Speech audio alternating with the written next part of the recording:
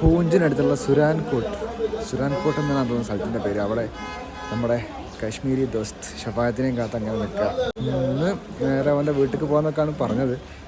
എന്താ കഥ എന്നൊരു പിടുത്തമില്ല. നോക്കാം.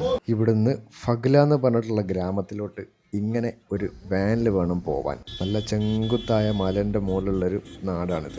ഈ സുരൻകോട്ട് നിന്ന് ഏകദേശം 1 മണിക്കൂർ സമയത്ത് യാത്രയുണ്ട് ഇങ്ങോട്ടേക്ക്. ആ ഗ്രാമത്തിലാണ് നമ്മളെ ഷഫായത്ത് ഖുറൈഷിയുടെ വീടിരിക്കുന്നത്. ഇതാണ് ഫഗ്ല എന്ന് പറഞ്ഞ ഗ്രാമം. ഇവിടുന്ന് കുറച്ചും കൂടെ മുകളിലോട്ട് പോയി കഴിഞ്ഞാൽ ഷഫായത്ത് ഖുറൈഷിയുടെ വീടായി. ഈ വീട്ടിലാണ് ഇനിയുള്ള എൻ്റെ 2 ദിവസത്തെ താമസം.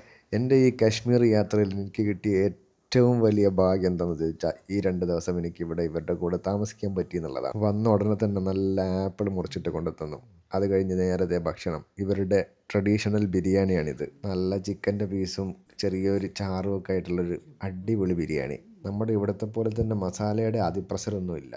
നല്ലൊരു നൈസ് നമ്മുടെ മന്തിയൊക്കെ കഴിക്കും പോലെ നല്ല അടിപൊളിയായിട്ട് കഴിക്കാൻ പറ്റിയൊരു കിടിലൻ ബിരിയാണി. ഇന്നത്തെ ദിവസം വല്ലാത്തൊരു ഭാഗ്യമുള്ള ദിവസമാണ്. മറ്റൊന്നുമല്ല, ജീവിതത്തിൽ ആദ്യമായിട്ട് മഞ്ഞ് കാണാൻ പറ്റി. അതേപോലെ ഇങ്ങനെ ഒരു വീട്ടിൽ അവരുടെ അതിഥിയായിട്ട് താമസിക്കാനും പറ്റി. ഭക്ഷണത്തിൻ്റെ മെയിൻ കോഴ്സ് കഴിഞ്ഞതിന് ശേഷം ദേ വരുന്നു ഇങ്ങനെ കുറച്ച് മധുരം. ഈ മധുരം ഇവിടുത്തെ പതിവാണ് പോലും. അപ്പോൾ ഓക്കെ, ബൈ.